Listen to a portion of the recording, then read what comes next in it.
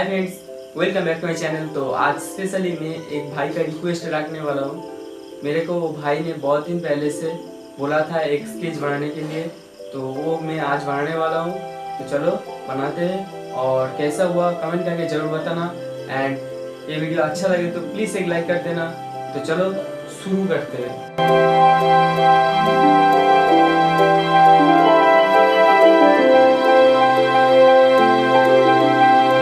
तो फ्रेंड्स, मैं art work complete करने के लिए जो जो मटेरियल्स यूज़ किया था वो मैं आप लोगों के साथ शेयर करनी थी।